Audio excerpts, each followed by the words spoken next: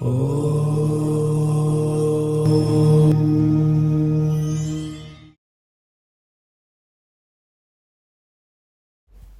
I want to take you on a journey into the heart of the Bhagavad Gita, where Krishna Bhagwan explains one of the greatest mysteries of human life: why we fall into lust, why relationships break, and how we can rise into pure love. And this story does not begin in a bedroom or in a marriage, but on a battlefield of confusion, a battlefield of emotions, the same battlefield many of us face inside ourselves today. There is a moment in the Gita where Arjuna is confused and troubled. He asks Krishna Bhagwan, why do people do things that they know are wrong? Why do they make choices that hurt themselves and those they love? Krishna Bhagwan looks at Arjuna and gives him an answer that is powerful, simple, and terrifying. It is only lust, Arjuna, which is born of contact with the material mode of passion and later transformed into wrath, and which is the all-devouring sinful enemy of the world. Lust is not just physical, it is the craving for validation, for attention, for possession, and for control. Lust says, you belong to me. Love says, I honor who you are. Krishna Bhagwan calls lust an enemy because it makes us blind, and he explains how it works step by step. He says, as fire is covered by smoke, as a mirror is covered by dust, or as the embryo is covered by the womb, the living entity is similarly covered by different degrees of this lust. In other words, our true form is burdened by the identity of lust. The degree of lust depends on how much your clarity disappears. When someone texts you, do we mistake their attention for love?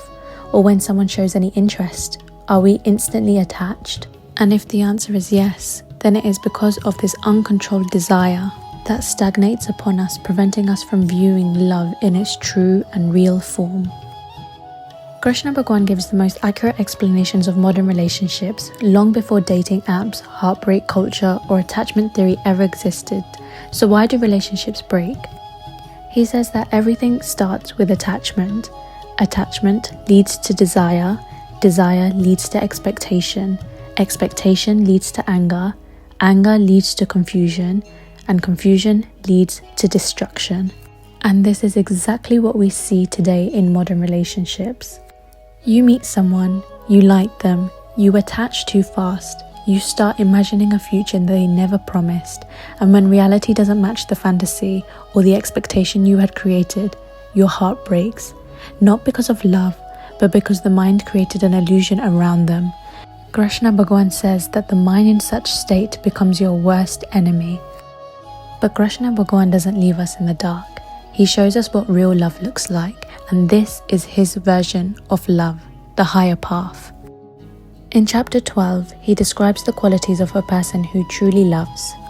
One who is not envious, but is a kind friend to all living entities, who does not think himself as a proprietor and is free from false ego, and who is equal in both happiness and distress, who is tolerant, always satisfied, self-controlled, and engaged in devotional service with determination, his mind and intelligence fixed on me, such a devotee of mine is very dear to me.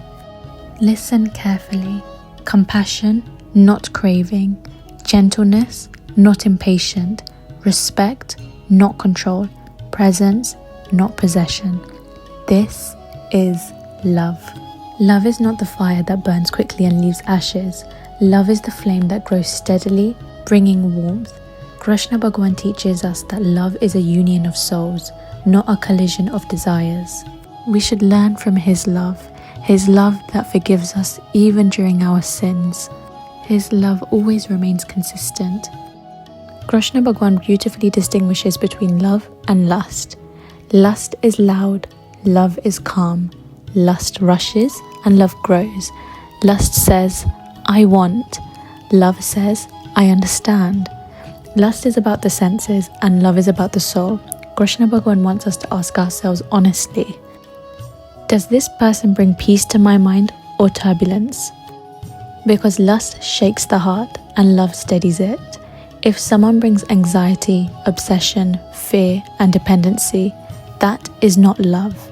If someone brings clarity, trust, respect, and inner growth, that is divine love. Krishna Bhagwan doesn't say to avoid relationships. Yes, it is wrong to have multiple affairs, but if you can dedicate yourself to one person, then he teaches you how to elevate that. First he says, one who restrains his senses, keeping them under full control, and fixes his consciousness upon me is known as a man of steady intelligence. This is the foundation. A relationship should begin with inner stability, not desperation, nor loneliness, and nor lust. Because if you cannot control your desires will control you, and the relationship will suffer. See the divine in your partner, treat them as a pure soul, not an object, respect their path, support their growth, and allow space for them individually. This is spiritual intimacy. Krishna Bhagwan reminds us that love cannot survive expectation. Expectation is the beginning of suffering, but when two people come together from a place of devotion, respect, and purity, love becomes effortless. At the end of the Gita, Krishna Bhagwan gives a promise that heals every broken heart. Always think of me, become my devotee, worship me, and offer your homage to me. Thus you will become me without fail. I promise you this because you are my very dear friend. When you walk with Krishna Bhagwan, you attract people who match your soul, not your wounds. You attract love that is pure, not lust that is temporary. Because when God becomes the center, love becomes divine, and divine love never collapses. Thank you for staying until the end. May Krishna Bhagwan purify your heart, strengthen your relationships, and guide you towards love that lasts beyond lifetimes. Jai Shri Krishna. See you in the next teaching. Bye for now.